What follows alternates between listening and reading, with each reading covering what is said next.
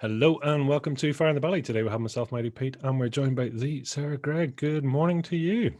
Good morning. Good morning. I was saying at the start, it's so lovely to be interviewed by someone else from Northern Ireland. It's a rarity for me, so I feel already safe and comfortable with the accent. It's Well, very there you go. nice. The center of the universe, apparently. So Yes. we're talking from the headquarters here in let alone Northern Ireland. So, Sarah, tell us, who Yeah. are you? What are you doing? Where are you from? Okay. Oh, yeah, that's a big one to start off with. So my name is Sarah Gregg. I'm a psychologist, published author, and I'm the founder of the Power to Reinvent. And the Power to Reinvent is really kind of based on reinventing the rules of happiness and success, not ourselves. And I guess I founded it, and it'll give you an insight into my story because I believe kind of three things to be true. One is that life can look good on paper and we can follow the rules and done, everything that was expected to us, but yet feel that something is off, feel discontent that we're just not on the right track. And two, I believe a growing number of people secretly feel that way and they suffer under this feeling of who they should be rather than following who they really are.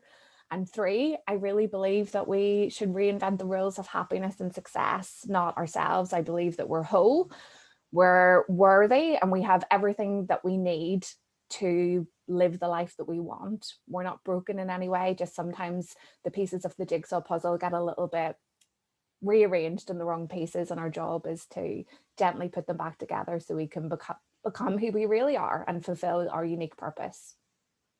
Oh, unique purpose. I like that. I'm Mm, going to start off with an easy question then. What is happiness? what is happiness? Oh, that's actually not an easy question. I think happiness is a very elusive state. I think we assume that happiness is this bright, joyous destination that, if we do everything right, then we'll get there and we can relax and slow down and be happy and life will be fine. But happiness exists in shades, and I think even in our darkest times, there can be happiness as well. It might be more like a a little flicker of a candle rather than that bright light. But I think happiness is something that's always within us, and it's that feeling of contentness and can be the feeling of joy. But it's always there, even in the dark times when you struggle to see it. I think there's always kind of been happiness with me. Is it a perception or is it a fact? Happiness. Hmm.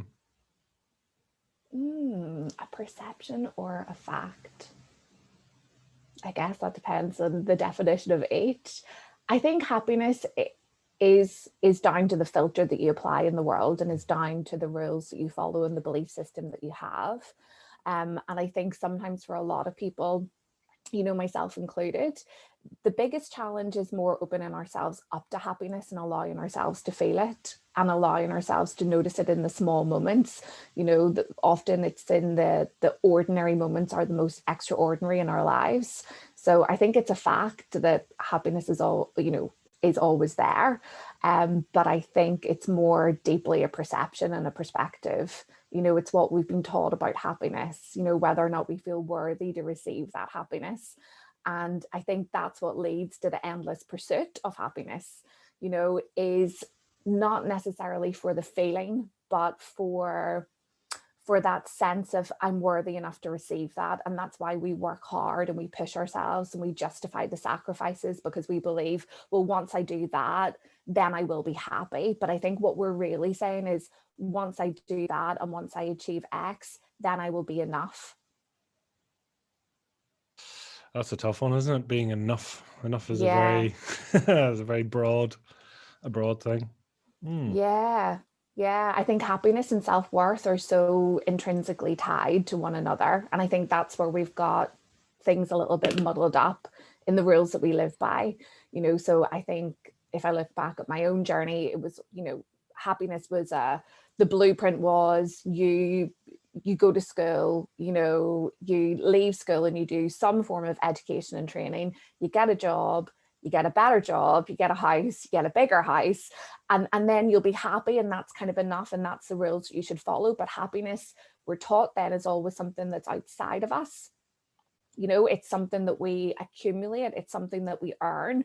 you know, it's a reward for us, you know, working hard and doing more, but it always comes from within. And I think the ability to slow down and see that you have everything that you need, you know, right now, it's not from a place of lack, you know, you have everything, and it's what can you create from that everything, rather than how do you keep on pushing yourself, you know, to be good enough, to be worthy enough. Oh, when I have that job, that'll be a sign to everyone that I've got life figured out and I must be doing everything right, when actually the reverse is true. You know, you have it all now, it's what do you create with that. Mm. Well, yeah, there's a lot there, isn't there? I mean, even worth versus value. There's a lot of deciding. But Thomas, before we get really into it, I mean, what does fire in the belly mean to you, first of all? Fire in the belly means to me your purpose calling you forward. I think when you feel that fire in your belly, it is your inner essence, you know, whether you want to call it your soul, your spirit, your like the Greeks kind of like called it like your daemon. I think it is that part of you that speaks in unequivocal terms as to what you need to do in that moment and what you need to realize. And it's that fire in the belly where the invisible purpose becomes visible. Wow, is that moment of enlightenment? Is that what is that? That's huge, isn't it? Mm-hmm. Mm-hmm. Yeah, because I think we carry, so many of us are in search for a purpose. You know, what is it that I'm here to do? You know, what is it that I'm here to realize? But that fire in the belly is in those moments when it becomes visible, when it's that unequivocal thing of this is what I have to do. You know, it's seeking to be realized and to be put out in the world. And we see and are in awe of those people that have the fire in the belly and what it causes them to move forward, whether it's, you know, creating change on a political level, you know, whether it's creating change within their community, whether it's, you know, a piece of art, you know, a sports star kind of coming forward. It shows itself in very different and unique ways, and it's our job, and it's a hard job, but it is our job to try and listen and tap into that more than what we do. I think we overly rely on what we should do, and we discount that feeling, you know, like the fire is a feeling, but we think too much with our heads and don't necessarily feel fully with that gut instinct and that heart. Do you have fire in your belly? Yeah, for sure. Yeah. No, I didn't. I didn't always. I don't think. What was I the turning think, point? yeah, the turning point came in 2016 for me. And I think it's really kind of founded a lot of my work since then. So yeah, in 2016, I think I very much was that person whose, you know, life looked good on paper. I had was working for a university in the UK as a business coach. I did consulting work for the European Commission on entrepreneurial mindset. You know, I had a nice house, I had a car, you know, I went on holidays, and by all intents and purposes, you know, I had created a life that really looked good, but was deeply unfulfilling to me. And I felt like something was off. I felt frustrated. I felt like I wasn't on the right track, but I felt ashamed to say those words to people because it felt selfish. You know, it felt like, you know, I should be grateful and I should be happy, but I'm not. And I felt like I was broken. So I would, you know, practice gratitude in the morning to try and teach myself how to be happy with life, you know, went to a lot of different motivational seminars and tried to, you know, fix myself. But all I really needed to do was to listen to that fire in the belly, was to listen to that calling, and that calling was saying you're not in the right place. And actually all the things that you have accumulated and collected, if they don't make you happy, then what are they actually worth? You know, what are they actually worth? Like, sure, it looks nice, but it's worthless essentially. So in at the end of 2016, myself and my husband had a big conversation about life, and, you know, what exactly are we doing? Like, this is not making us happy. And we sold our house, we sold our car, we sold everything, literally everything, plates, pans, the lot. And we took our backpacks and we left. We just got on a plane. I had no plan. I had no clue. The fire in the belly was there, but I certainly, I didn't have the translation skills to understand what it was trying to tell me. It was just like, I just know I've got to go. And then that started our journey. We went to Thailand and Bali. We taught ourselves web development skills. We talked about how we wanted to work and travel and do something, online.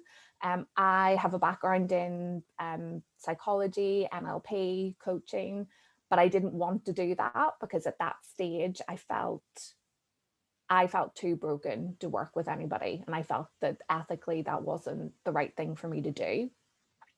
But then as time kind of passed, I tried different things. I tried travel blogging, tried selling stuff on Amazon, tried loads of different things, and I loved it. And life became more of an adventure.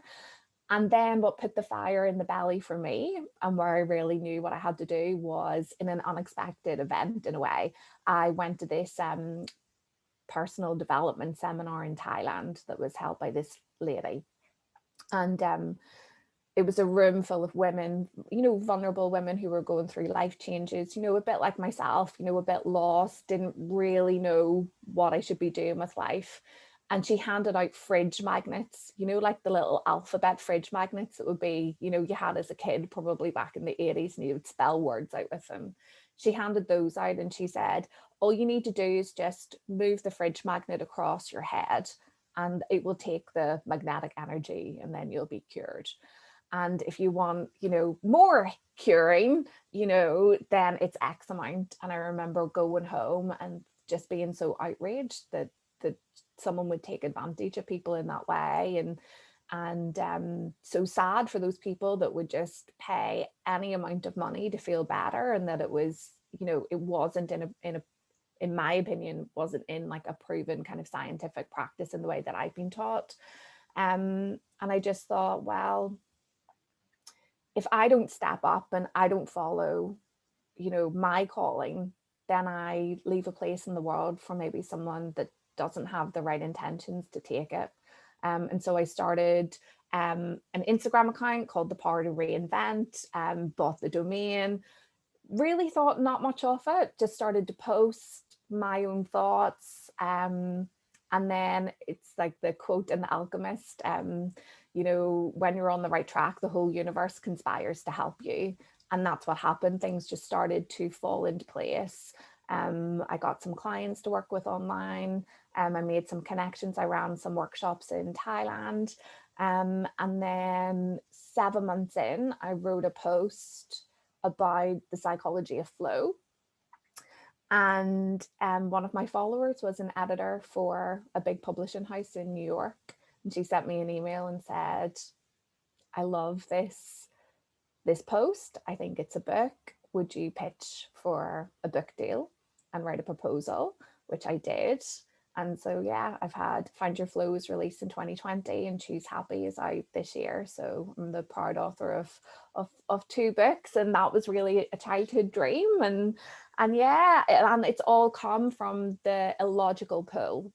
What I've done does not make sense. And the things that have happened to me do not make sense, in the logical format. But I think that's what comes when you listen to that fire in your belly and you stay true to your course. The more you align to it, the more circumstances align with you. Oh wow! I mean, that's phenomenal. Achievements, I suppose, is maybe the right word. Considering just taking that time to, and a relatively short period of time, right, from Yeah, 2016 to now. It's a short. it's very Yeah. short. Yeah. Mm. Yeah. It's powerful. I mean, how do you feel now, having done that and even just talking about it out loud? It feels like a movie, like a dream, but yet it feels exactly what I was meant to do. And there were times on that journey, in fact, right before I got the book deal, where I really contemplated giving up. We were in Portugal at that stage. I was really working hard to try and write and put stuff out there. And I wanted to write. I loved writing. And some things just weren't working. And I really contemplated, should I just go back and just slip back into the 9 to 5 and just go back into the comfort zone? Like, I'm not really sure that this is going to pay off in the way that I would like it to. But another part of me just told me to keep going and believe. And again, it's that illogical pull, because there was nothing happening that made sense. But I think what this journey has taught me is a deeper level of trust within myself. And I think when you have that, almost magical things happen. My background's in science. I love psychology. I love anything that can be explained, but yet so much of my journey have been events that, that really can't be explained. I thought that to get a book deal, you would have to have written things before or have a huge following, and that was the rules. And in fact, the opposite was true. I had a blog, but I probably had about, a couple of hundred readers. Like, it wasn't massive. I had an Instagram following, but it was a few thousand. It wasn't anything, ginormous. But yet I think if you put yourself out there, if you stand by your work, then people can find you and opportunities can align with you to move you forward.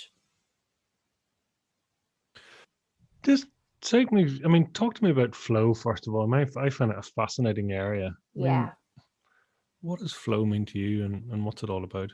Yeah. So I fell in love with the concept of flow really after I left my job, because I became really aware that the rules that I had been following were really a direct reflection of the results that I got in life.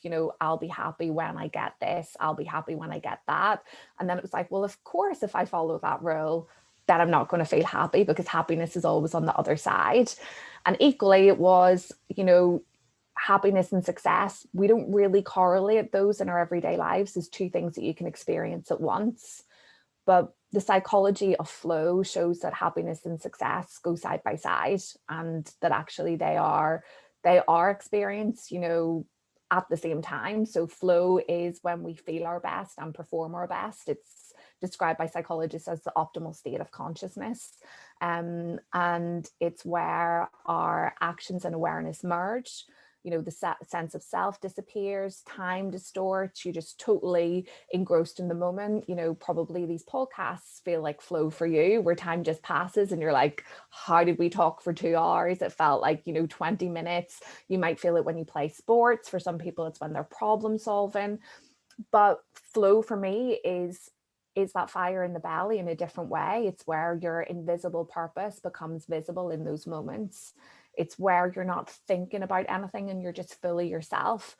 So flow for me is really a scientific way to become more of who you are by tuning into those moments of flow. But more than that, synchronicities increase in flow. So we know kind of through quantum, physics that when we're in flow, people and opportunities align, at the right time, which is exactly how my book on flow came about. I post a post on flow, an editor reads it, she loves it, I pitch the idea, and the book kind of comes into the world. And it's proven in science that that's what happens when we're in flow. So yeah, it's I love it. I love that it has a formula. I love that it's something that I can follow, but I also love that as much of it as it has that scientific side, there is this kind of magical, almost spiritual side to it as well. I was curious because you talked about that and structuring the formula and the scientific background versus and you use the word spiritual there. It's like sometimes is a bit of an awkward fit, or is it? I don't think it is. I think really science just makes sense out of a lot of spiritual, teachings and experiences. It's a way to measure it. If we look at how flow was discovered as an example, it was discovered in the 1970s by a Hungarian psychologist called Mihaly Csikszentmihalyi. And I use the term discovered very loosely. He was in an artist studio. So if you imagine this kind of like room full of artists, and they're creating masterpieces and they're painting and they're totally absorbed in the moment and in their craft, so much so that when a piece of the ceiling falls down, the artists don't even flinch. They're just not, they don't move, they don't notice it. They're just totally engrossed in their work. And when he interviewed those artists, he wanted to understand what state of consciousness are these artists accessing them that enables them to create these unique masterpieces that are, representations of who they are, and that they're so engrossed that they don't even hear the outside world. And when he interviewed them, every single one of the artists used the word flow. And he's continued that work. He's interviewed, top sports stars, CEOs of companies, and they'll all say the same thing. When they are fulfilling their purpose, when they're doing something that they love, that their unique skill set is somehow born for, they feel in the zone. They lose track of time, and they feel like they just feel in flow. And so I think if we look at that as an example, science can then understand more about it, but it didn't create it. So we're only ever studying the things that have naturally occurred, in the world, that are almost kind of spiritual experiences. The word flow is used in, texts as far back as like the Tao Te Ching. It extends far beyond, but science is just a way of studying things that we don't know about. Oh, it is fascinating, isn't it? I mean, all the, and sometimes there can be, people feel there's a conflict between the two, or there's a friction. Let's say Yeah. it's not necessarily a conflict, but one is explicable and one is potentially inexplicable, and Mm-hmm. sometimes it's hard to have a Yeah. a safe and a warm touch point, let's say, but when the two meet, and Exactly. And I think that's just human beings. Like, we like to think in opposites, it's either it's black or it's white, it's happy or it's sad, but actually the joy of life comes looking at the in between, the something else, and how kind of two different seemingly opposites constructs can actually merge together. it is fascinating. It really is fascinating, and the two. Tell me this, why psychology? How did that all start? Yeah. It's something I have been obsessed with human behavior for as long as I can remember, like from a child. I remember like watching the Spice Girls interview on a Graham Norton show way back when they released Wannabe. And I remember one of them saying that they would write their goals down, on a bit of paper, and then they would hide it in a photo frame, and then they would come back to look at it. And I think it was only about 9 or 10. I was a very serious child. And I remember like writing, I started to do, I would write it down, hide that little bit of paper, and then in the new year, come back and look at it. And what always amazed me was that even though I couldn't remember what I had written on that bit of paper, most of it had happened, and I had somehow followed that track. And so I was always curious about, how does that work, and how do we as human beings work, and how do we understand ourselves on a deeper level. I think coupled with the fact that, my parents were wonderful people, but it was a slightly dysfunctional household, that psychology was the way to help me make sense of how I could make happier choices that could lead to a different path.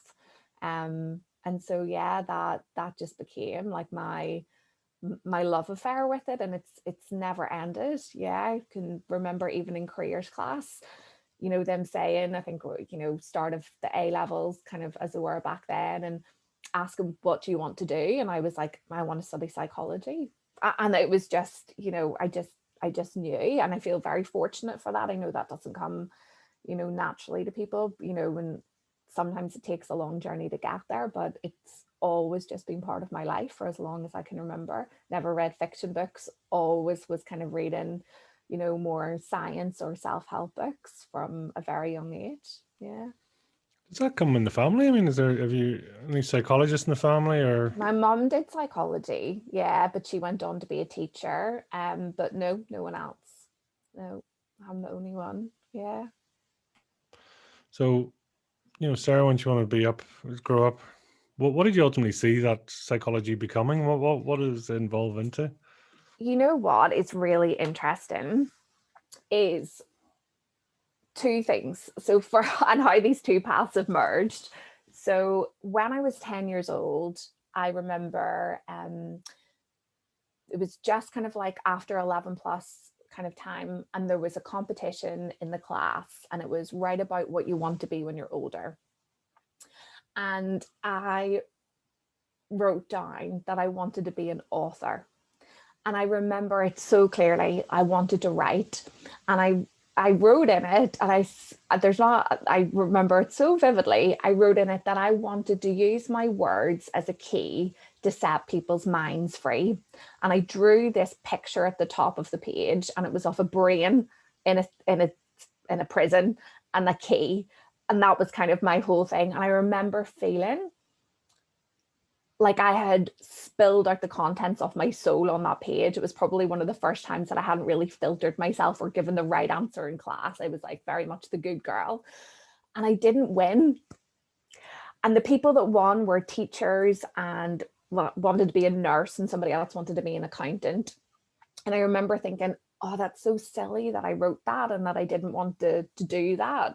And then kind of psychology came into the mix. But what's actually happened is a blend of the two, is a blend of this childhood dream to use my words to, set people's minds free, coupled with a love of kind of psychology.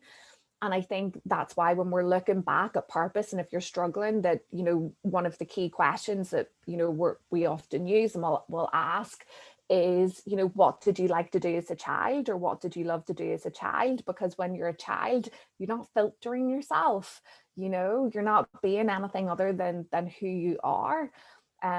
So it's always kind of fascinating that it's making that decision back in 2016 to make the merge has sort of brought that childhood dream more into reality, that somehow, and this is the more spiritual aspect, somehow that was the purpose that needed to be realized.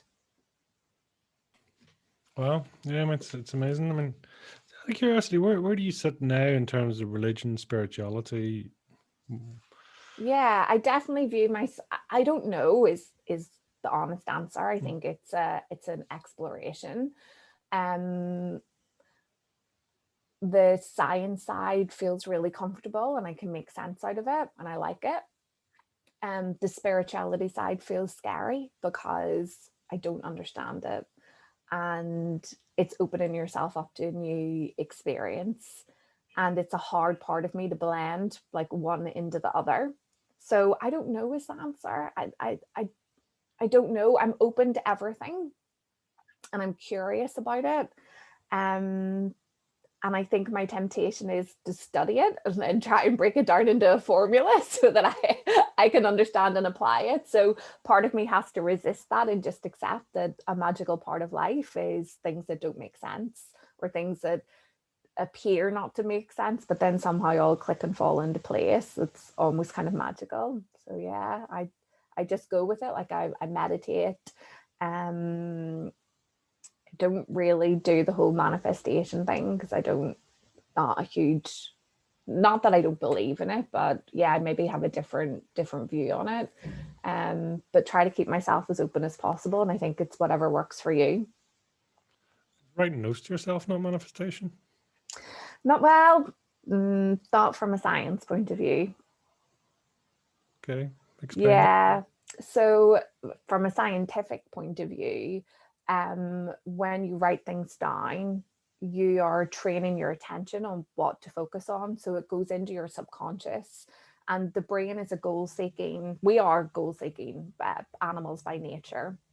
And so when you write down a goal, something that hasn't happened, because your brain doesn't understand the difference between imagination and reality, it will seek to close that gap. So it will look for opportunities because you have told your mind that that is important. And so it statistically will be more likely to happen. But we call it manifestation. And the reason that I don't like that is that I think sometimes then it deflects the power away from how incredible we are as human beings, and it puts it in the hands of a universe and tells us, well, we have to think positive thoughts and we've got to be great people and we have to have our vibrations high. And if we don't, then we're attracting in the wrong thing. And I actually think it's not that. I think negative experiences and negative thoughts are equally as important in our human experience. They can jolt you into action. They can, most kind of people's turning points, I'm sure you've seen in the interviews, have probably been from very, very low moments. They are a beautiful part of our experience. And I think sometimes the rhetoric of the law of attraction and manifestation can pull us more into this thing that we've got to be perfect and we've got to think positive thoughts. And if something negative comes into our lives, it's because we're not good enough.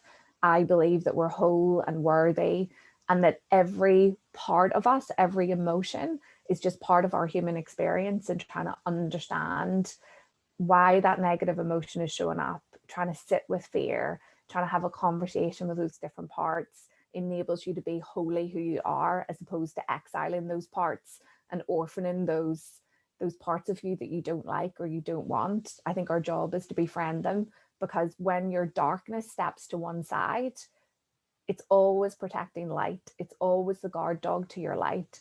So if you're frightened of something, the temptation is, I hate that I'm fearful of that. I hate that part of me that doesn't allow me to move forward. But if you have a conversation with that part of you and you ask fear, what is its positive intention? What is it keeping you safe from? It's normally just because it doesn't want you to get hurt. It's worried for you and it's trying to protect you. So I think often the negative emotions come from a place of love, and we need them.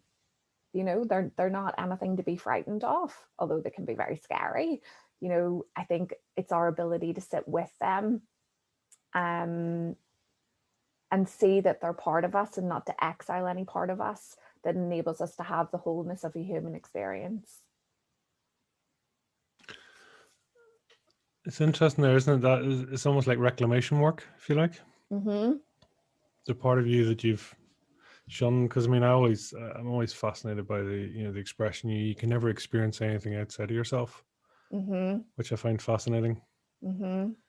Which means then an event is, and how you choose to receive that event is your choice. Yeah. Perception is reality, and Mm. we construct the meanings and the stories of our lives, and it is how you perceive it. And it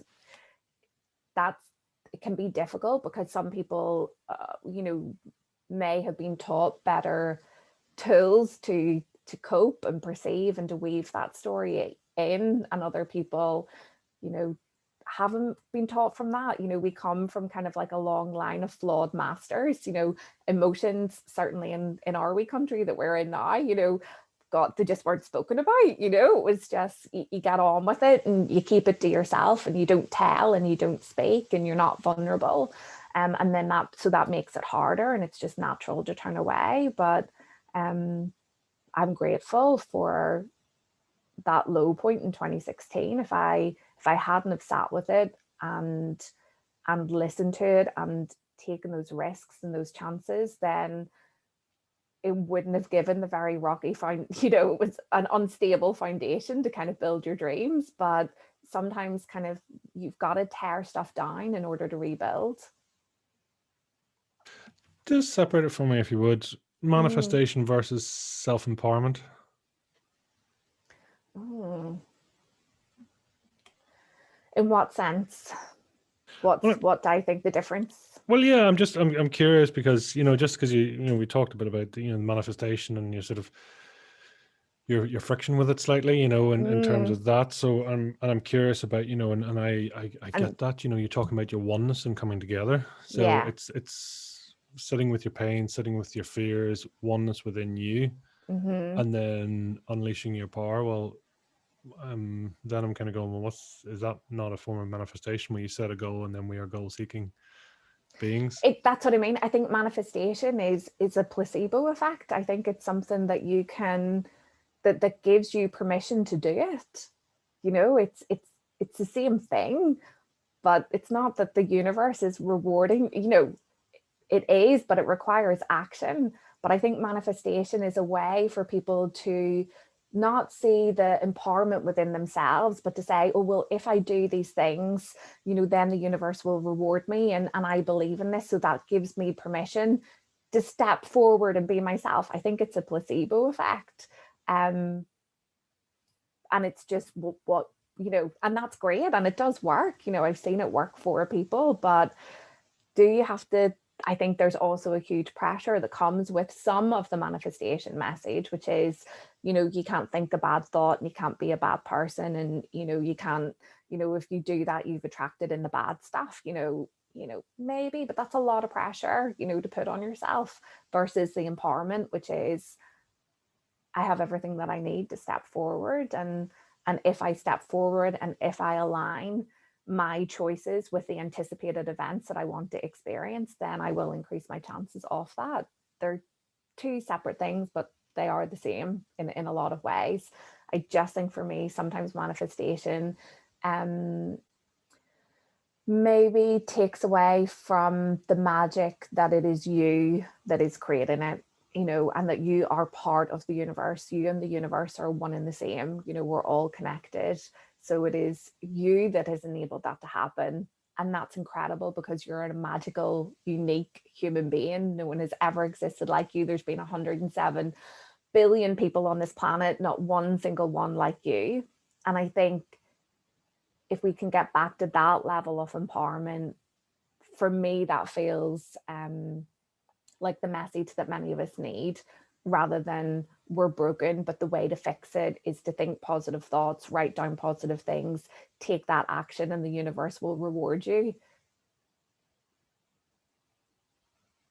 No, it's super curious. Like, it's as you say. I mean, we're phenomenally unique. Whilst the words are not new, or the themes or the concept or whatever is not new, the approach, the view, the aspect is completely unique. And that's the beautiful thing about it, right? Yeah, It's why not? yeah, It's, yeah, exactly. I mean, it's even because, as you're talking there, it is that sort of ask, believe, receive, and I've always sort of struggled out with myself and saying, for me, it needs to be ask, believe, do, and receive. Yeah, It's like yeah.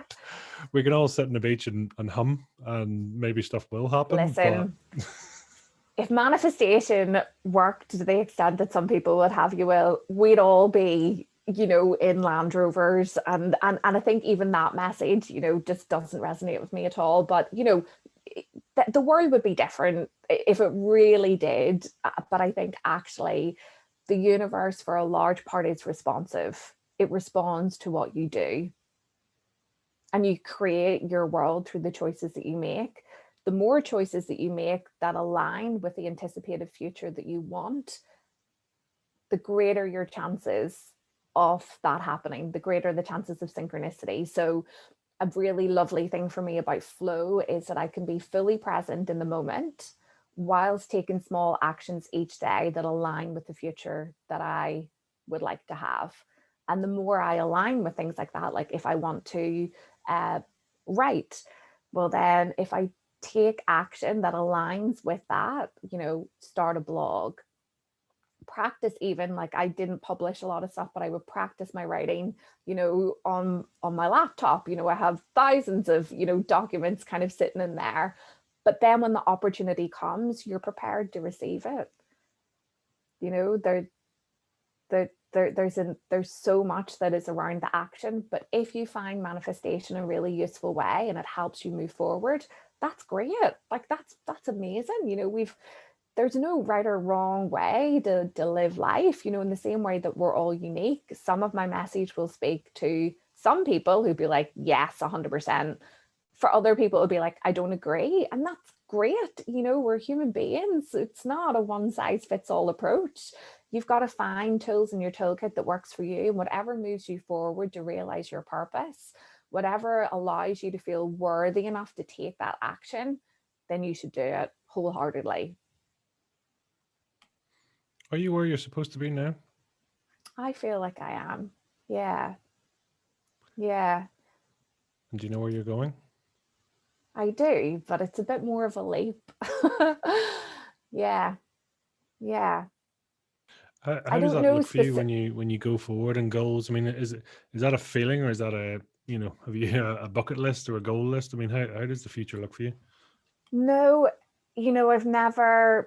I'm a real gold star junkie, love love a to-do list, love ticking things off. So I recognize that part within myself and know that that part of me is very, very useful. But I also recognize that it can be quite a dangerous part, in that if I set myself a very specific goal and I haven't achieved it by that point, it can be detrimental to kind of my self-worth, because yeah, I like to do the things within the time frames that I've set myself. It's just part of who I am. So when it comes to the future, it's always more of a vision and a feeling, and it's not cemented in time as to when that needs to happen. I just know that it will happen and it will fall into place at the right time. And even if it doesn't, it makes life more interesting. It's more about the journey for me. Like, who do I become on the way to fulfilling that goal? Like, what changes have to happen in me, in order for me to fulfill my potential? What things that I have taught myself that are not possible for me, like a girl from Belfast who, yeah, what the stories that I've told myself, well, that wouldn't happen to someone like me. A girl like me couldn't write a book. A girl like me, couldn't, I did a book launch in New York, and it was like, well, that would never happen to someone like me. So part of it is just the joy of seeing the limits that you've put on yourself of what is possible being removed and opening yourself up to the depths of your potential that you didn't even realize that you had. So the goals are great, they're lovely, but it's the journey that I'm always kind of like the most interested in. Very interesting language. Sorry, I was just fascinated there, just listening to you. Yeah. It's yeah, just the me and the self and the yeah. There's a lot there. There's a lot there. It's do you recognize different parts of yourself? Does that make sense to you? Yeah. So I work, there's a really great um, area of psychology called internal family systems. It was developed by a guy called Richard Schwartz, and parts in psychology is a really kind of proven practice where we look at the different parts that make us whole, and our job is to learn how to manage those different parts. So I am not the part of me that is fearful. I am not the part of me that is motivated. They are my parts and I am the mother of those parts, and my job is to nurture them and bring them forward, at different times. And it helps me be more, I think, authentic and accepting of myself. So before, the part of me that was maybe, you know driven and would beat herself up that, I hadn't achieved that thing at that deadline, I can recognize that, but I can be gentle with that part because I know it just wants me to do well. So by being accepting of that and knowing it has a time and a place to come forward in my life, but there's also a time that I need to tell her to, chill out, take a back seat, not be so kind of like nasty to me, and I love that she's trying to motivate me with her critical talk, and that's really, really wonderful. But actually, I just need her to be a little bit compassionate right now. It enables me then to be a whole person and to not feel like I have to change myself, but to feel like I can accept myself and I can recognize that there is no part of me that doesn't want to realize this purpose or this dream. It's just they will sometimes give me unhelpful behaviors to move me forward to get to that point. No, it's just that self, that myself versus the I. The I's in the now. The myself wants the facts, wants the detail, wants the structure, and it is that, and then Yeah. sort of bringing the me back together is kind of going, come on, come play, Come just on. behave Yeah. yourselves. Yeah. And that's a big part of Mm. my work is like, well, with people, it's moving yourself into alignment, so that you can flow. It's that harmonious functioning. How do I get all the parts of myself working together on the same page so that I can flow towards what matters most, as opposed to how do I change myself? How do I become this other person so that I can get what I want? It's that inner alignment. When you are in alignment, with that goal or vision that you have for your life. That is the optimal state of consciousness. And psychology, Neil Texas called this unified flow, treating life as a complete flow experience where we have a large, personally compelling goal from which all the smaller goals logically follow. And our thoughts, feelings, and actions are in alignment. So when you're in that place of alignment, it's almost like mindfulness, but with your eyes open, because you don't have that conflicting part. There's not part of you that wants to move forward and another part of you that's telling you it's too fearful. So as that battle and war rages in your head, you're pulled out of the present moment, versus when you're in alignment, you can be fully present in the moment because all the parts are working together for that same common goal, and you feel this inner peace within yourself. Just because we've come back on that, on flow, take me through the connection with flow and alignment. What's your take on it? Yeah, when we're in alignment, then life can flow. So they're kind of one in the same. They're two parts of the same kind of puzzle. So the opposite of flow is resistance, and resistance is probably easier to describe, because I think it's the state that most of us spend a disproportionate amount of our time in. And resistance is when we're fighting against what is, so we have the circumstance that we're in and we resist it. We say it should be different and I shouldn't feel that way. Or we resist something within ourselves. A really simple everyday example is, I've told myself that I'll go to the gym or do that home workout, and I'll put it on my TV. But part of me just really wants to watch Netflix, and another part of me really, does want to do the workout. And so it creates this battle in our consciousness where we're not really doing one or the other. We're in resistance. So we're trying to war it out. Well, you should do it. No, well, I don't want to do it. Well, I'll just put on Netflix. Okay. Oh, you're wasting your time. And so you're not doing the workout and you're not enjoying Netflix. You're just at war with yourself. You're in a state of resistance. Alignment is then when you make peace with your choice and you go, you know what, it's been a long day. I'll do the workout tomorrow. I'm really just going to enjoy watching Netflix. Then in that experience, your evening can flow because you're at peace with your decision. Thoughts, feelings, actions are in alignment. You're sink into the sofa. You allow yourself just to enjoy that present moment. And then you're able to flow because you're not at conflict. Your inner and outer worlds are in alignment with each other. And then you're open to receive those experiences. You're flowing in the direction that you've decided that you want to go in, versus kind of like swimming upstream in the opposite way, which takes an awful lot of energy and wastes an awful lot of energy and time.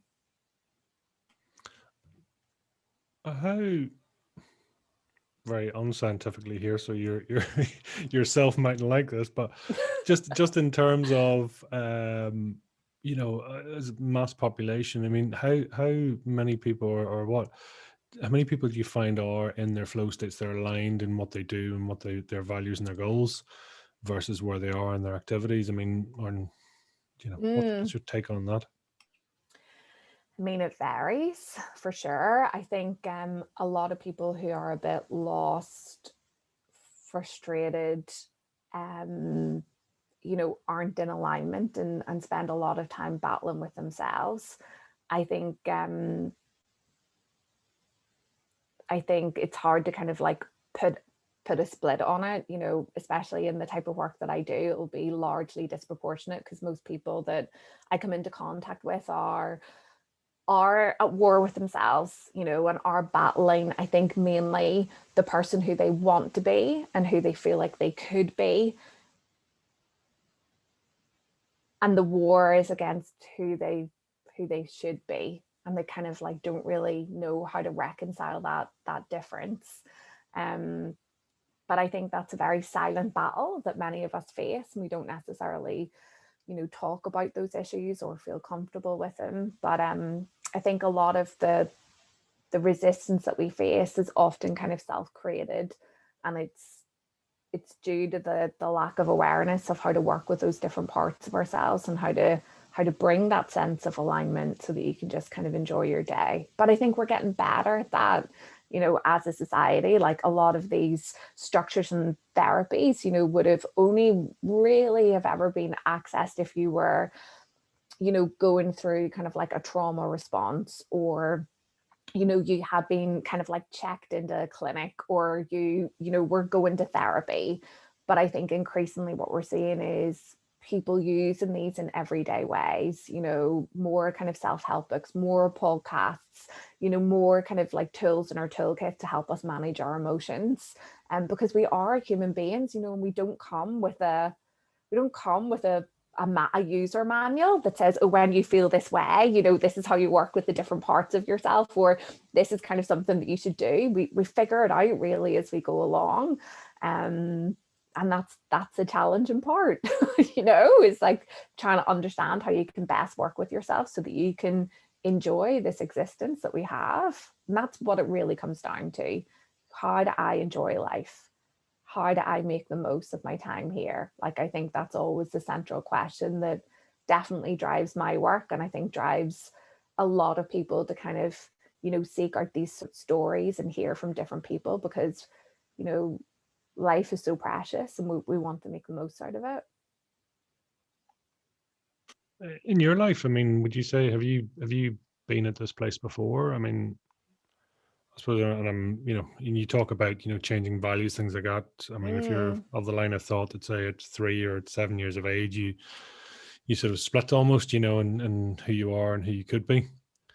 I mean, yeah. are you of that? Have you been this person before, and you've gone on this journey, and you sort of closed the gap again, or where do you sit there? Yeah, I think the parts of my life where I felt the happiest have definitely been the parts where I have really allowed myself to be who I am. But I have lost myself at several different junctures, trying to fit in, trying to live up to other people's expectations, trapped in comparison, getting swept up in other people's priorities, you know, not really understanding maybe what the next step is, but kind of looking over my shoulder to someone else and, well, they've got that and they seem to be happy, so maybe I should do that, as opposed to experiencing that uniqueness. And no doubt I'll experience it again. I don't and would never claim that I have life figured out and that it's all sorted and it's in its nice little neat box, and nothing bad will ever happen again, or I'll never kind of have one of those fall to the floor moments. Like, I am sure that they are there, and they will be on their way. um because that's just the messy, complicated life that we're in.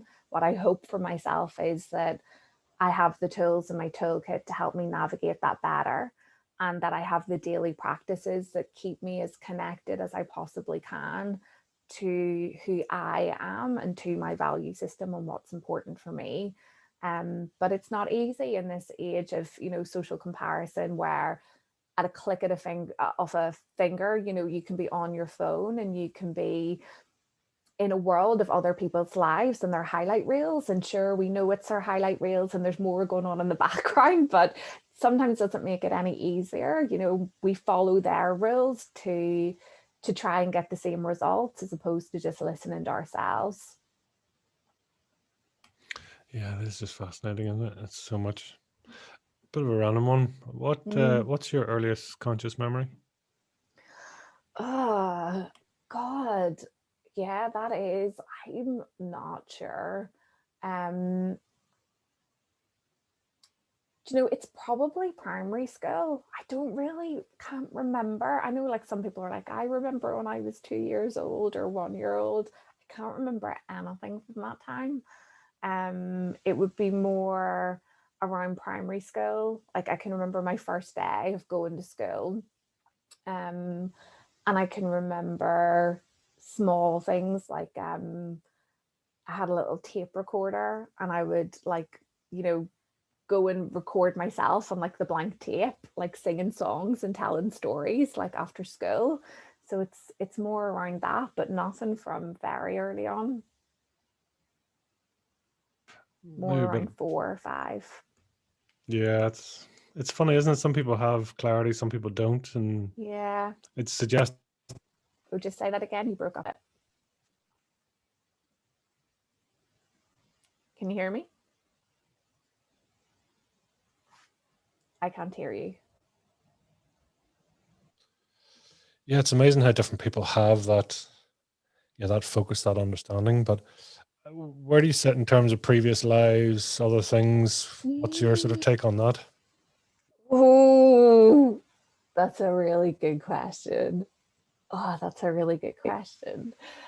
Um, I'm very open to it. I never was before. I would have like completely, yeah, probably laughed a little bit at it. But the more I kind of open myself up to explore kind of that that spiritual world, that we've kind of referenced, yeah, the more that I wouldn't close the door on anything. Like it's definitely not something that I fully understand. Um, but I've had like some experiences, mainly when I first started this journey. I went to like a psychic, a medium, I don't know what to call her, this fabulous lady who was recommended through a friend of a friend. My mom always told me never go to like a fortune teller, who advertises herself or charges too much money. Look for the ones that, are kind of word of mouth. And I went to this lady and I was hyper skeptical. I was like, this is a load of absolute tosh, but you know, I am so desperate, I guess, for someone just to reassure me that I'm like making the right decision, that I'm going to go. And she said so many things that she couldn't have possibly have known, and said so many different things that actually ended up happening, um, that it definitely made me reevaluate. And she would be a big believer. We're still in contact now. Like that was kind of 4 years ago. I still, just send her the odd message or chat. She became like a really important part of my life. And she would be very into past lives, and send me little meditations, yeah, on like how to get in touch with different things. So yeah, I'm open to it. What about you? I'm curious. I'm going to ask you a question now just because I'm curious. Mixture of both. I mean, I sort of hands up. I'm literally just finished today in our reading group. We just finished reading Conversations with God, book one, Mm. and it's not a religious text because I think a lot of people get hung up on that straight away. So it's just interesting. But I mean, in there, I'm probably going to spoil the plot slightly for people, but they talk about the answer was when the guy asked, saying, "Have I been here before?" He's like, "You've only been here 647 times." Yeah. Just, I don't know. I find that fascinating. Um, Yeah. you know, Yeah. And I mean, if you really think about it, we're all matter, So I think there's like some random fact that, the water that is within your body, was drank by a dinosaur, thousands, millions of years ago or whatever, because it's all part. So when you think of it in that way, you do wonder, well, maybe there is, I don't know, but I think that's the joy of being alive, is to kind of go, ooh, what if it was like that? Or what else do I not know? I think, but facts make us feel safe, and that unknown aspect of like, did I come here 647 times before? It's like, eek. Um, but yeah, I think it's fascinating. I know on the start of this journey for me anyway, it was that it is quite you get a bit of a speed wobble because suddenly Mm, like even if you go outside at night or during the day, it doesn't matter, but you just look up and realize that you could travel your entire physical lifetime that direction and still not yeah, be anywhere near the yeah, end. I mean, that bit just goes boof. It's like, yeah. and I then love that. think that's like so important, that sense of awe, and we can lose it sometimes in our everyday lives. But yeah, I do the same. Like when I'm, um, sometimes kind of wondering, oh, the next step, and is that really possible? Or, I just think you're a human being on a planet that's spinning in space. If that's not amazing enough, yeah, I just love that those kind of moments where you bring yourself back to the reality of how magical all of this somehow is. But I think when we're and it's hard, particularly in lockdown, as well, when you're kind of just staring at your four walls, you can forget that you're part of this infinite universe. Yeah, I love that. How's your ego? How is it? Yeah, mean teeth can cause some trouble sometimes. Yeah, I have to keep that part of me in check. Yeah, I don't know. I don't. Yeah, I mean, I think I think I've had to learn to manage the ego a lot. Certainly, I'll give you an example. When I first got the book deal, I didn't tell anybody about it for 6 months. Nobody apart from my husband, and it was really because I I wanted to reward myself for that happiness and not kind of do the whole ego, I've got a book deal and I've got this and I've got that. I really didn't want that experience for myself. And I recognize that it's something that I can do. Like I said, I, I like achieving, I have been kind of like a very driven person for, a lot of my life, and those gold stars and telling people, well, I've done this, look how good that is, it makes me feel really, really good. And that's ego kind of living like driven and led. And so to manage that part of me, I guess, like to bring the yin and the yang is, move forward with the driven part. But when the gold stars or the nice kind of like status accolades kind of come, it's sort of just sitting with it and not allowing it to be tainted, and to feel that reward from yourself before you share with others. So I try to keep that balance as much as I can within my own awareness.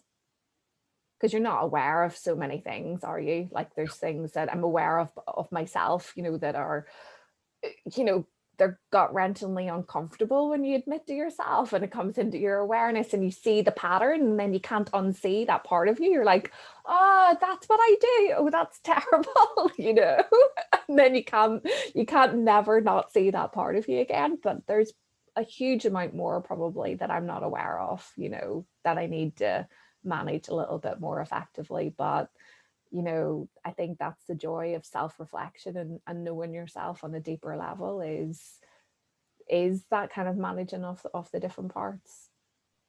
I mean, how do you find that sort of self-reflection piece for you? I mean, is it something you can do for yourself, or is it something you need others to come in and help? Yeah, so I journaling has played like a huge part in my journey, mainly because I think it's uncomfortable sometimes to be vulnerable with others, and to know kind of like who you can trust with things, or to not even have the self-awareness of what's going on. So each night, and before I go to bed, I do some like self-reflection. I reflect on 3 things that went well that day. That helps me just enjoy the journey, and tap into the small wins and remind myself of like the joy of kind of, the 24 hours that have passed that day. And then 3 things that could have been better. And what helps me with the 3 things that could have been better is, normally then I start to track patterns, and I can see unconscious behavioral loops, belief systems and trends become more visible. So, after kind of a month, normally in particular, I can see little things within myself that I didn't see before. And then again, I'll use my journal just to, journal on that, or understand that on a deeper level. And I try to keep it as separate from myself as possible. So I'll say, like, okay, Sarah did that today. So in psychology, we know like using your name creates like a bit of a buffer, so it doesn't become this harmful piece, that it feels really safe to be like, oh, I'm curious to see what's going on there. I'm curious as to, why am I doing that, and like what's that little trend showing up for, and how can I work with that a little bit better. So that's part of my daily practice. Are you conscious of what you're capable of, or what your ultimate soul is trying to achieve? I don't know. I don't know. I think there's a beautiful kind of like Marianne Williamson quote, you know, about the thing that you're most scared of is actually, you know, how powerful you are. Um, and I'm not kind of saying that I am this kind of, but I don't know. And I think there's a lot of things that I've told myself that aren't possible, that I feel on this, feel like I've got to the second part of my journey where I'm really want to take a leap and a dive into how far can I go? And not from an ego sense, from a genuine how far can I go with creating things that I love, with fulfilling my potential, with maybe stretching myself into other areas. Um, so yes, aware a little bit, but also scared, for sure, scared, you know. And I notice, you know, that I can hold myself back, that I have like, I call it shiny object syndrome, where I'll just get easily distracted and totally allow myself to get easily distracted by projects that don't actually really matter and won't make much of a difference, but make me look very busy and productive, rather than doing the thing that's actually, you know, going to move the needle and going to move me forward. So I've been working a lot on that recently um, to be a bit braver and work on some of the projects that actually matter and stand behind my message and my mission a little bit more. You know, I sort of have told myself that I'm in the arena, but in the reality is, you know, if I'm like being totally honest with myself, at times I can just, you know, run around the outside of it and I'm kind of scared to open the door and go in.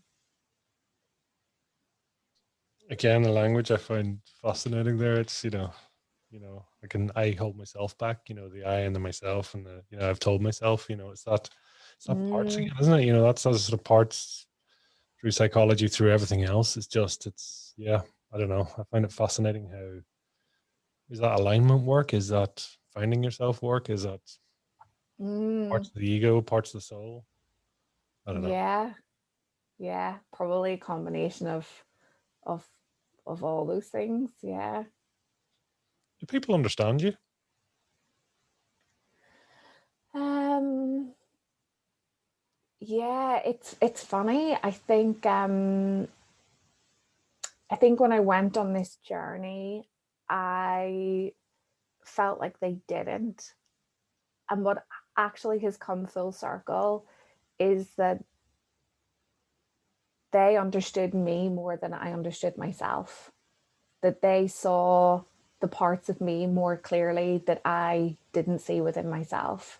So, yes, I would say they do understand me, but at times I felt misunderstood.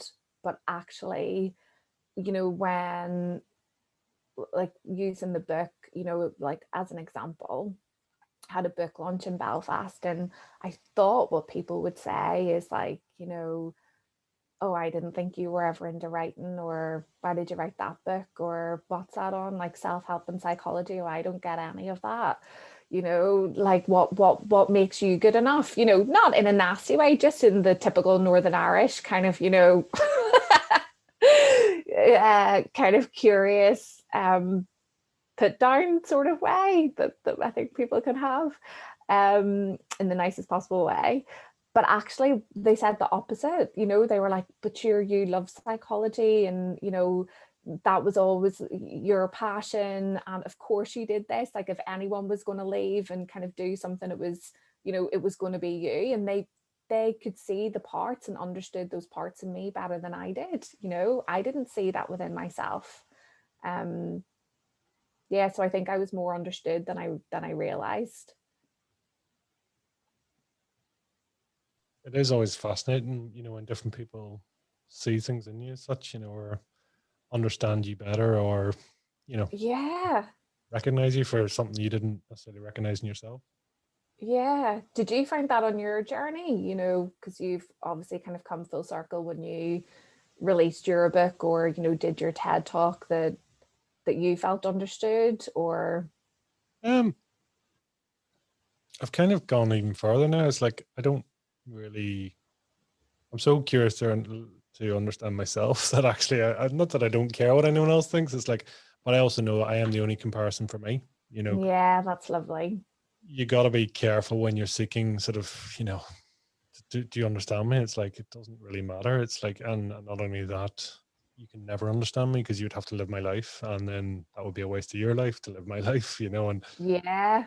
it's kind of along the lines of saying, well, you do you, I'll do me, I'll help you, Mm-hmm. but, I think that's the curiosity. It's, do people get you? No. Some people do, some people don't, but it's neither right nor wrong. Yeah. Right people at the right time will get you. Yeah, exactly. Mm. Yeah, exactly. And it's true. I mean, you said that 5-year journey you've had, or five and a bit. It's, you're going to change friends, you're going to change people, and you've changed your skin. You've changed so much about yourself, that actually, you know, um, certain previous activities mightn't be the same as what you are now. So I don't know. It's a curious Yeah, one. Mm, it is. It is.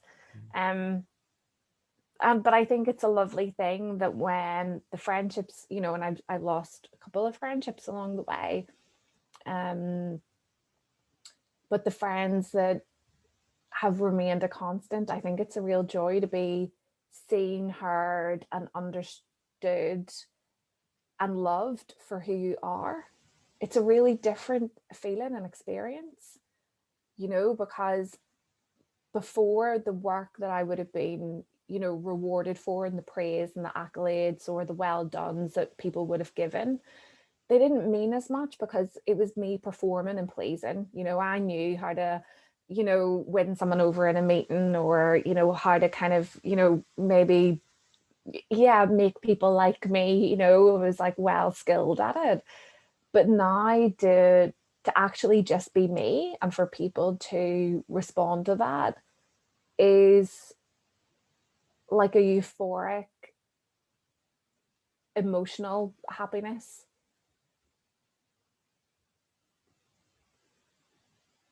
it's, yeah, it's funny, isn't it? Is that a judgment, self judgment as well? You sort of, you're taking your own reflection by looking at others, when actually you sort of go, well, I am enough. I am me. Yeah.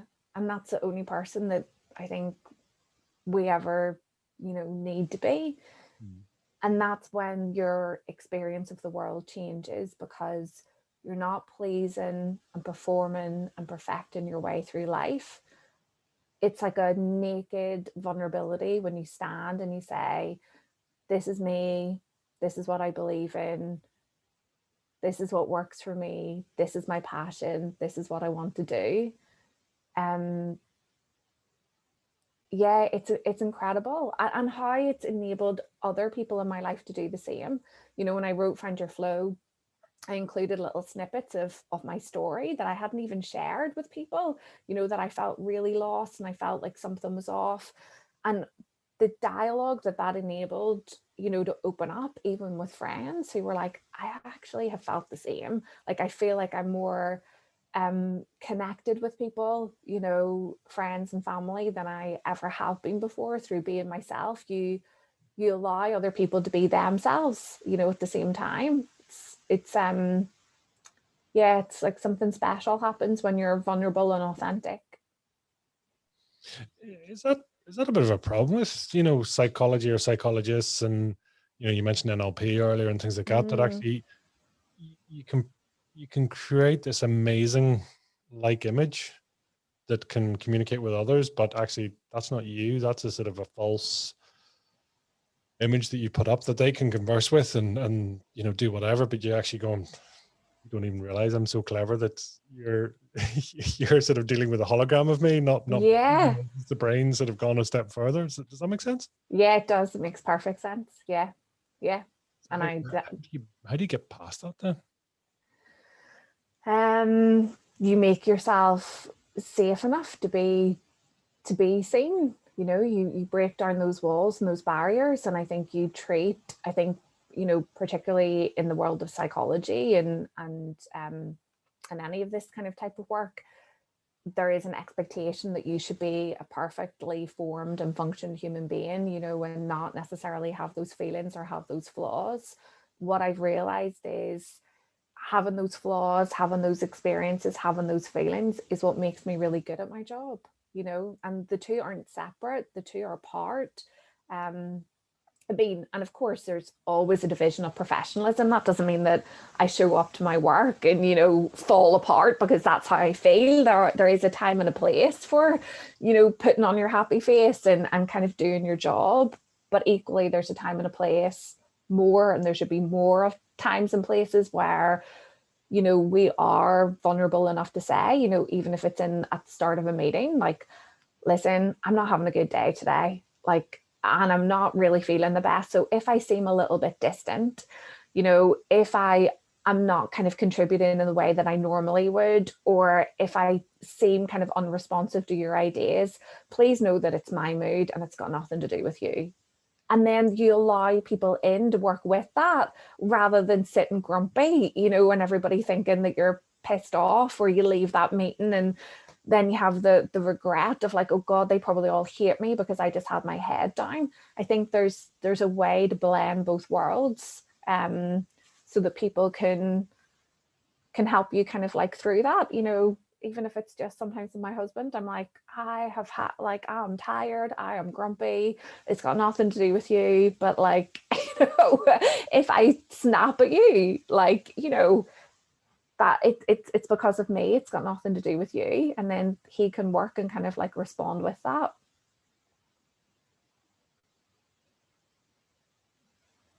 It's always interesting because I think Brené Brown talks about that, isn't it? In almost Yes. levels. What are you bringing home? This energy, and I can't remember the exact, but it talks about I'm sitting on a low 3 or a low 30% or whatever. So it's carrying the energy. Sometimes your partner's good, but you're low, and vice versa, or yeah, you both approach run. with caution. Yeah, Yeah, you're both yeah. running low. It's like cancel everything, Netflix, popcorn, let's go. And just chilling.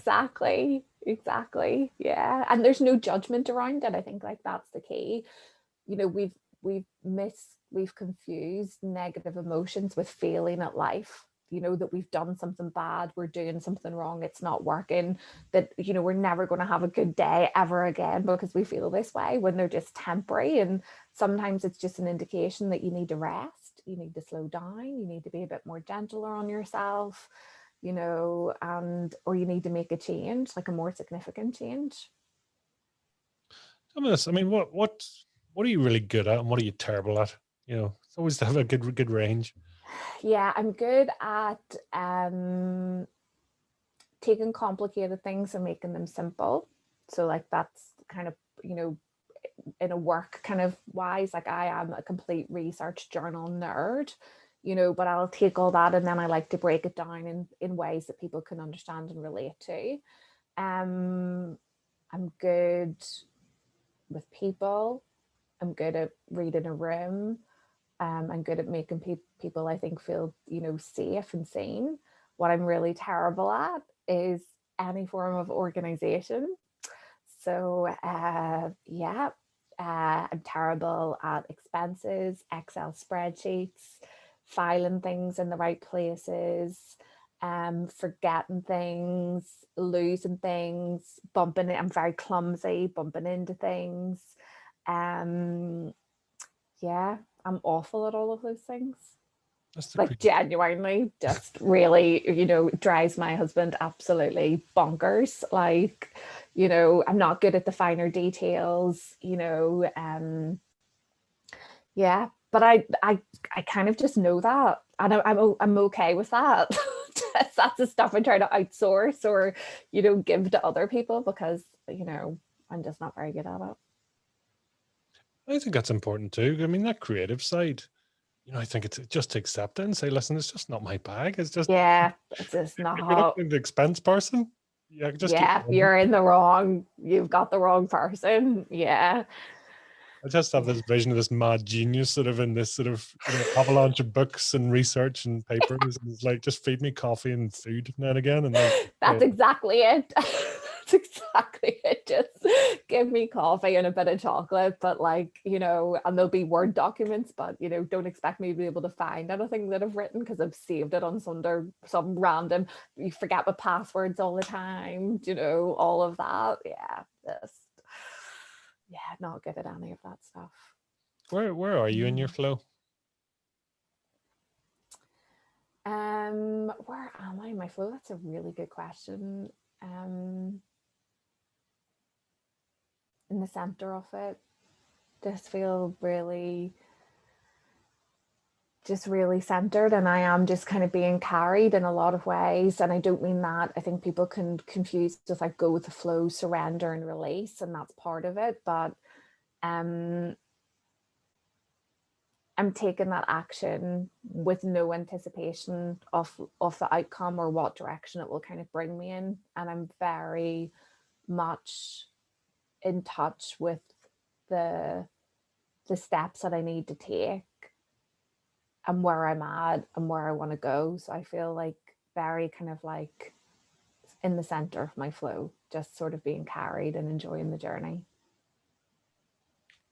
That's a lovely way to be, just to, as you say, just to go with what feels right. Yeah. Yeah. And sometimes, you know, that is like a big part of flow is taking those bold actions, you know, like, you know, the thing that you know that you probably should really do, but it scares you and it makes your gut kind of clench. And we all have that one activity that's sitting in the back burner, you know, whether it's work or life related, that we think, God, I would love to do that, but oh no, it's not kind of the right time, you know. And sometimes that doesn't feel like flow, but it is, you know. It's taking those kind of bold leaps and then just surrendering to like what is and what will be and what the outcome will be and the journey of where it will take you. You know, that's the flow aspect, is the discipline and the surrender. Yeah, it's fascinating. Yeah. Tell me, what's a guilty pleasure for you? Take the guilt away if you wish. I don't mind. But Oh yeah, reality TV. It's totally give, like, it's, give us a hint yeah. here. What are we Oh, talking? anything. Oh yeah. Married at First Sight Australia, Kardashians, Made in Chelsea, The Only Way is Essex. Yes, all of that mind numbing garbage that literally adds no value to my life, that I should not watch, that I would tell people is all I love. Yeah, that's definitely a guilty pleasure. And 80s music or old school dance music, also equal kind of like guilty pleasure. But yeah, yeah. It's amazing. I love that.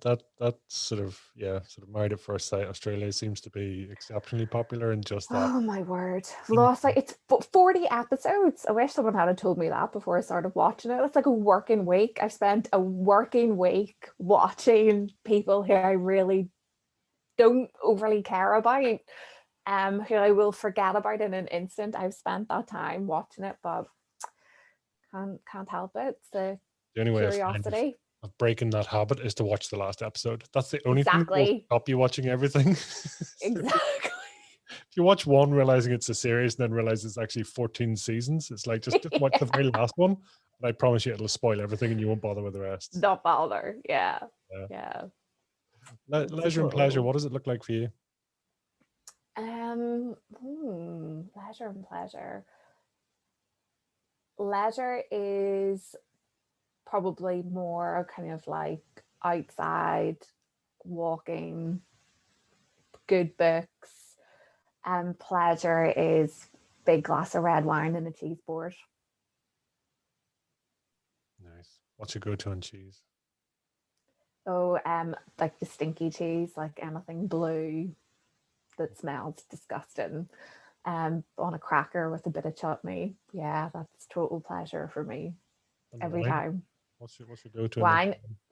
red, anything kind of French, like a nice kind of like deep kind of like Merlot from, yeah, from anywhere, just as long as it's red and it's kind of bold. That's my go-to. Something there. There's a lot of bold cheese, bold wine. Interesting. Yeah, yeah. Oh yeah. I've never thought of that before. Yeah. The smellier, the bolder it is, the better. It's like, yeah, The better. Yeah. I'm sure there's a psychology something there. I'm But sure there is. I'm sure there is. talk to us about your books.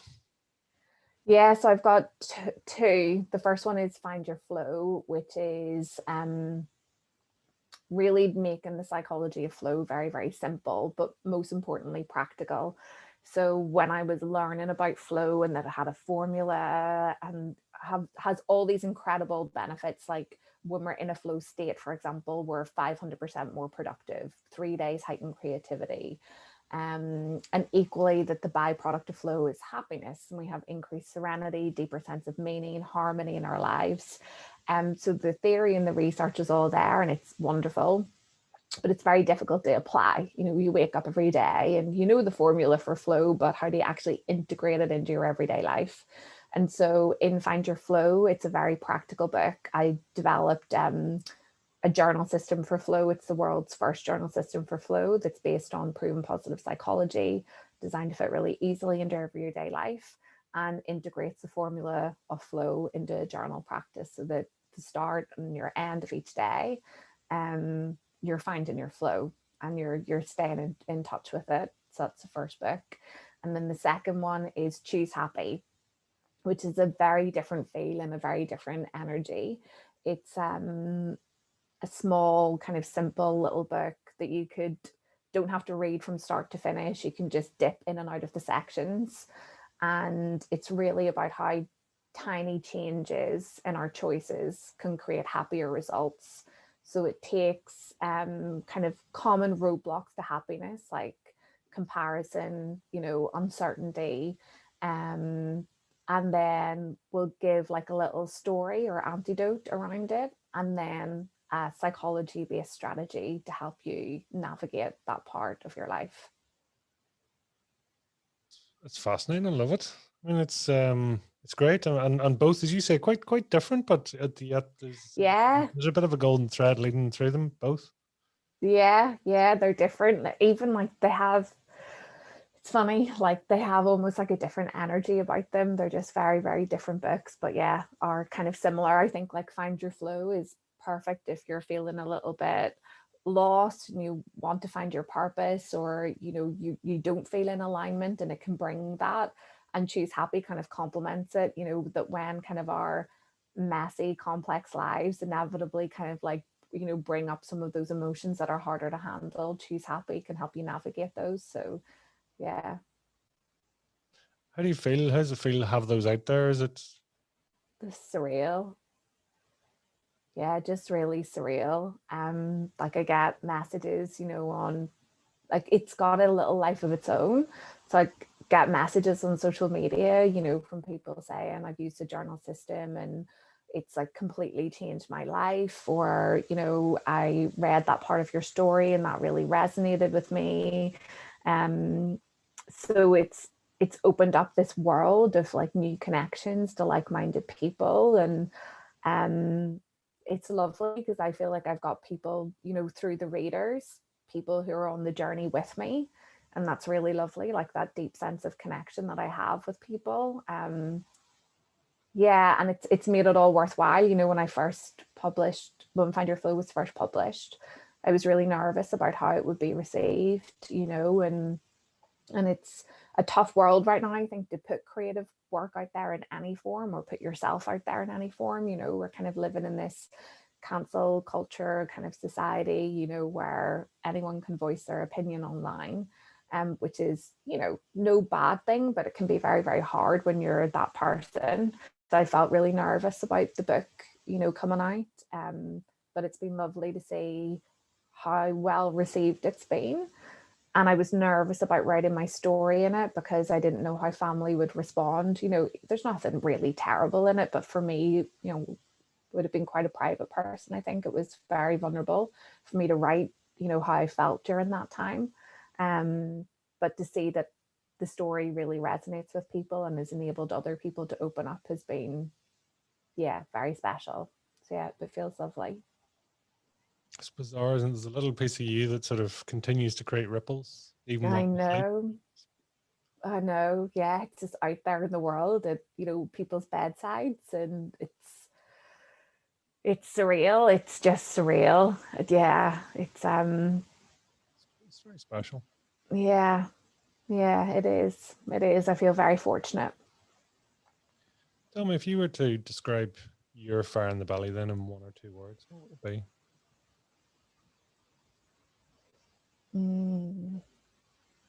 It would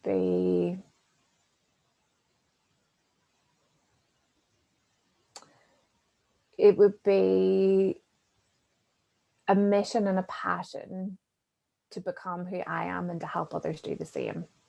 I think that that's really at the core of everything that I do, because I'm not separate from the work and the work is not separate from me. I need that work in some way. It helps me. And then, I get this joy of the fact that it's helped me, and then I can share it with others. It's all part of it. But yeah, I think it's about becoming more of who I am and helping others do the same. And that's what pulls me forward. That's when I get up in the morning and, you maybe don't know, you're working for yourself, and you're writing a blog post, or kind of writing a magazine article, or you're holding, and you don't know kind of like what's come of it. Like, it's that fire in the belly is what always kind of pulls me forward. Is just, it's like a belief, it's a feeling, it's not really a thing, and it doesn't make a lot of logical sense, but it just feels like that's what I'm meant to do. I can't describe why. What message would you like to leave with the listeners? Be yourself. Have the courage to be who you are, and have the courage to ask yourself who you are. And even though that feels really uncomfortable, sit with it and trust that the answers will come. I think less about who you should be or what you should be doing, and more about who are you, and get back to the core of your uniqueness. Sarah, tell us, where can people follow you, hunt you down, track you, stalk you, any of the above? So you're more than welcome to stalk me on Instagram. And my handle is @thepower, POWER. Very hard to say in a Northern Irish accent. Note to self: do not name your business after a word that people struggle to pronounce. The power to reinvent. So @thepower to reinvent. Brilliant. Sarah, it's been an absolute blast having you on. Thank you so much. And listen, Thank you. books are out there now. So thank you for sharing. Thank you for being here present today. So until the next. Thank you for having me and your incredible questions. Yeah, you did tell me at the start that would make me think, and they definitely have. So thank you. Good. Well, it's been a pleasure. So thank you.